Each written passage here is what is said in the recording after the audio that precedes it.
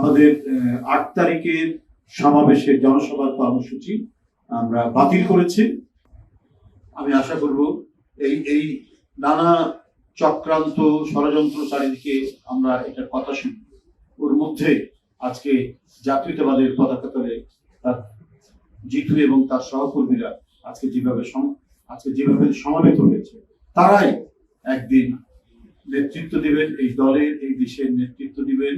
যে রাজনৈতিক দর্শন তারা ধারণ করে আজকে এই দলে যোগ দিয়েছে, আমাদের বিশ্বাস আজকে এই নির্বাচনের প্রাক্কালে আব্দুর রশিদ, জিতুদের মতো তরুণ ছাত্র নেতারা এবং যারা ছাত্রদের সমর্থনে নির্বাচিত প্রতিনিধি হিসাবে ছাত্রদের যারা নেতৃত্ব দিচ্ছে, সেই কেন্দ্রীয় ছাত্র সংসদ চাকসু জাহাঙ্গীরনগর বিশ্ববিদ্যালয় একটি ঐতিহ্যবাহী বিশ্ববিদ্যালয়, সেই বিশ্ববিদ্যালয়ের যারা নেতৃত্ব দিচ্ছেন তারা আজকে যোগ দিলেন এদেশের একটি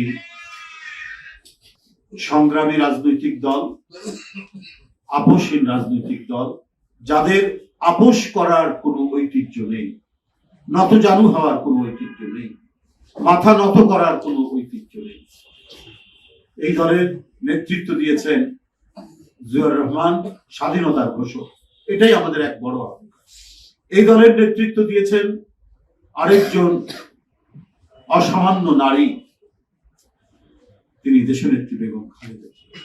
কোন লোক প্রলোভনী তার চির উন্নত শির মাথাকে নত করতে পারে না। মৃত্যুকে আলিঙ্গন করেছে, অসুস্থ এবং নিদারুণ ভাবে জেলখানায় তাকে কষ্ট দেওয়া হয়েছে, তারপরেও তাকে বাংলাদেশ থেকে বিতাড়িত করতে পারেনি শেখ হাসিনা এবং শেখ হাসিনার আন্দোলনের ফসল মঈনুদ্দিন ফখরুল।